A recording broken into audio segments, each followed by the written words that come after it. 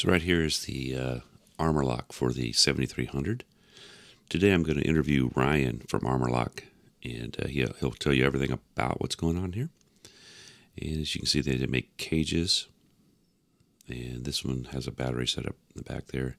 Here's the 705. It had quite the setup for this thing for sitting on a bench, it looked like. And he'll talk about all this in the interview.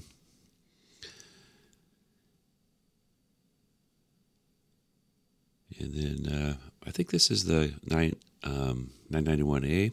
He had one here that the plastic was still on. And then they've already got something for the 710 also. These are like full coverage. He'll tell you all about it in the interview. But also at the end, I will do their man pack stuff. And I'll do another little B-roll of that also for you guys, so make sure you stick around for that. And then later on, I've got a couple more of interviews that I'll put out from Huntsville.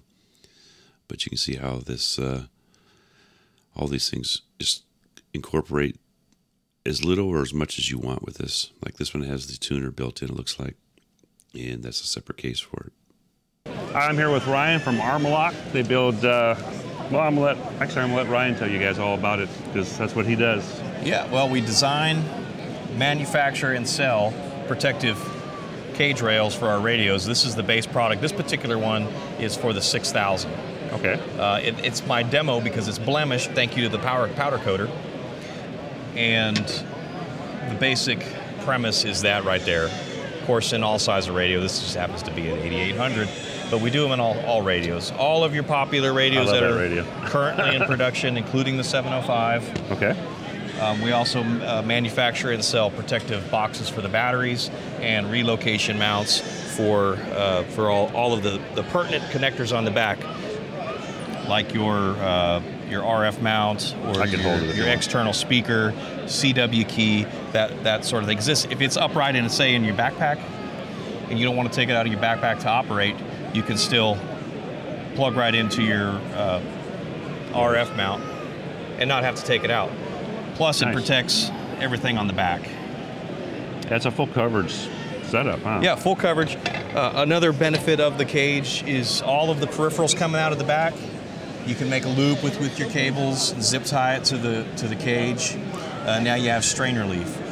I believe it's particularly important on some of your older radios, like your 857, 897. Right. Those radios are getting harder to get parts for. Right. Yeah, you can't get anything. I mean, yeah, I'm pretty sure that when you send your old radio in, they're like, yeah, we'd like to help you, but sorry. Exactly right. Plus, it gives you options for mounting. With the cage on there, you can mount all kinds of stuff. You could zip tie a tuner. You could zip tie the radio to your roll cage in your Jeep. I have a Jeep that I drive. My everyday driver is a Jeep with no doors. Okay. So what you see is just that much sticking out of the dashboard of for my mobile. My mobile's an Emcomm, but with no doors, stuff's coming and going all the time. Right. My knobs are protected. My radio cable's connected. For field day, you can't get a better option for field day. And I will get a shot of everything you guys sell too, but if you want to show anything else, that's fine. And great. So, so what radios do you make stuff for? Can you list them all? Oh, geez. Hang on, let me get my list. Get a list. It's on my fancy phone here. So if you guys, they make pretty much something for everybody here, well, I'm pretty sure. Especially anything in the last, what, 15 years or so? Last few years, yeah. Well, the first one we made was for the 817. Mm-hmm. And I love that radio. I do too. I don't have one, but I want one. So, yeah, the 2300, the Emcomm 2300, the 2730, the newer version of that 2730. I don't remember the name of it offhand. I don't. Anyway, the newer version of that, the 2980, which is a Yaesu. Then you got the Yaesu, the 500, the 300, 500. So 300, 500, 600. Right. How about, well, the 400 didn't have a. Yeah, I'm not sure. Of course, the 400 had the head that was always off. Yeah, right. The 6000, the 7000. Now the TPA, the cage, they're called a TPA. The TPA for the 7000 will also fit the radio body of the 7100. Mm-hmm. So that's handy. Like for me, my mobile in my RV is an old 2730. I have the. What's this button do? That's the self-destruct button. I have the. That was coming. Yeah. I have the radio lives under my passenger seat. It just rolls around under the passenger seat. Okay. You know, so if I want to take it out, I can pull it out, and I have the control head on the dash.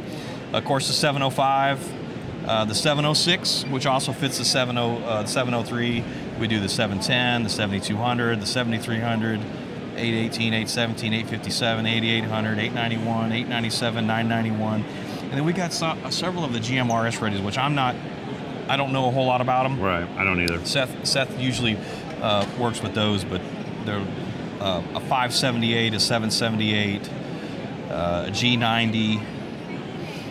So you're all the ones you're talking about now are small, but you also do it for base radios, or the smaller base radios. Yeah, 7300, 710, 991, and we didn't think people were going to like those, but we were wrong.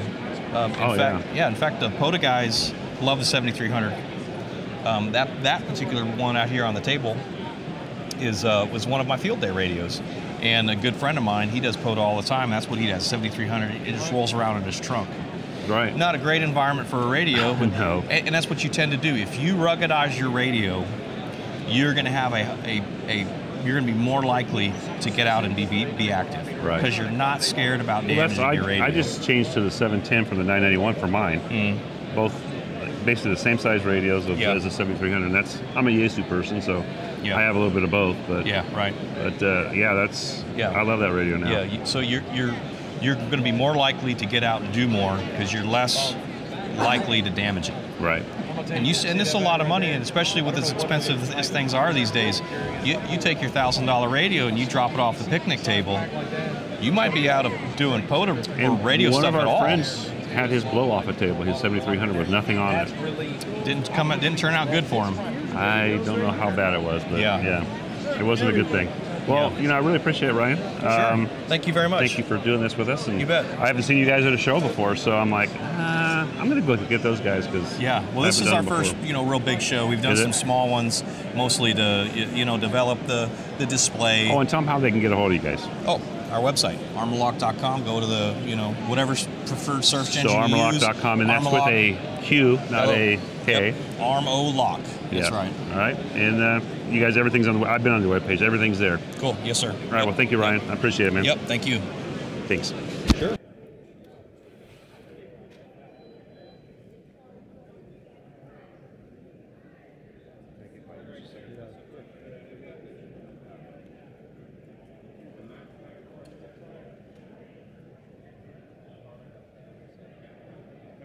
I don't know if they sell the backpack, but it's built so you can mount it in the backpack.